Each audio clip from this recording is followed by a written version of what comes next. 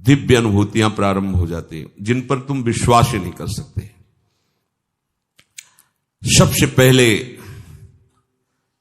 किसी से संबंध नहीं होना चाहिए।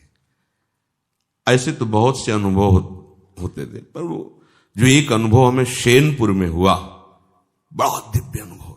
ठीक दोपहर का समय, वहां दिन में कोई नहीं जाता था, रात्रि की तो बात जाए, दिन में कोई नहीं। कभी ऐसे पूर्णिमा आदि को 2-4 लोग ऐसे एकदम जंगल, 24 घंटे में 2 रोटी और इतनी अरहर की दाल के सिवा कभी कुछ नहीं था, ही नहीं कुछ कि वहां फल फूल लोग आ रहे जा, कुछ नहीं, एकदम ऋषि भूमि।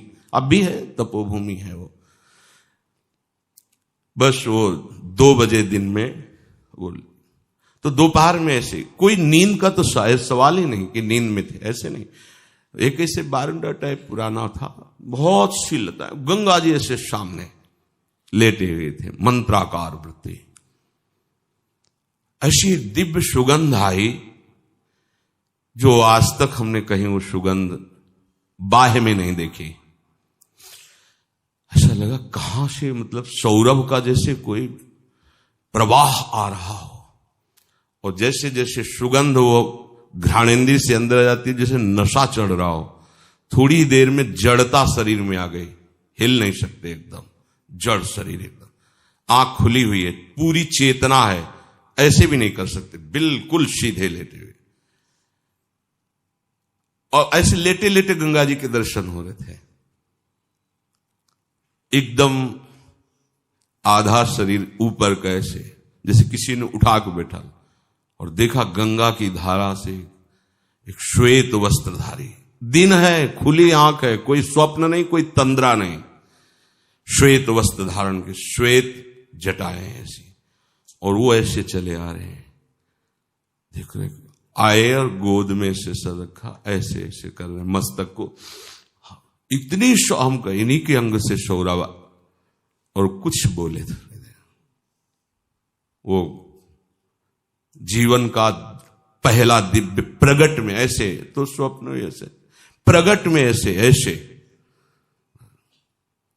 कुछ कहा, कुछ बोले, इसके बाद सीधे ऐसे, और गंगा ऐसा पार आनंद कि वो बताया नहीं जा सकता। ऐसा जब आप उस सीमा को पार कर जाएंगे जहां कहीं किसी से अपनापन नहीं, शरीर से भी नहीं, वहां सैकड़ों बिच्छी ऐसे घूमती थी जैसे काले चींटे घूमते ना, भूरे काले चींटे, ऐसे बिच्छियां घूमती थी, बिछ खापर, सांप, कई तरह, जंगल पुराना, गंगा जी का एकदम किनारा ना, कभी भी कुछ भी हो सकता है वहां। और 2 ही लोग, इधर हम लेटे थे, एक पंजीरी बाबा थे, वो दूर एक उनकी कुटिया थी, उसमें वो लेटे रहते, वृद्ध थे वो, पर बड़े तपस्वी थे, वहां कोई और टिक नहीं सकता था। अनुभव, अपनापन जब तक शरीर से, तब तक दिव्यता का अनुभव नहीं।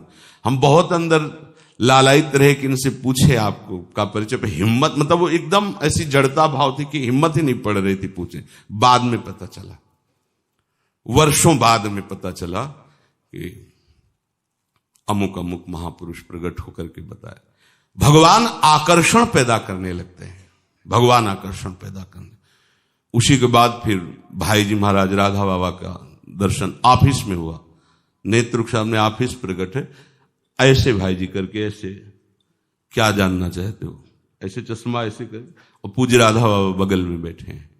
उनसे यही प्रश्न किया था, श्री कृष्ण की प्राप्ति कैसे होगी? ऐसे देखे और बोले, जब श्री कृष्ण बन जाओगे तो श्री कृष्ण की प्राप्ति हो जाएगी।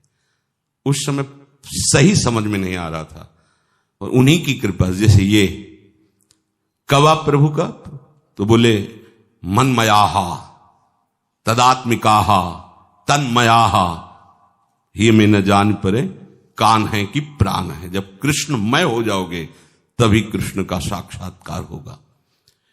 फिर तो झड़ी लग जाती है अनुभवों की।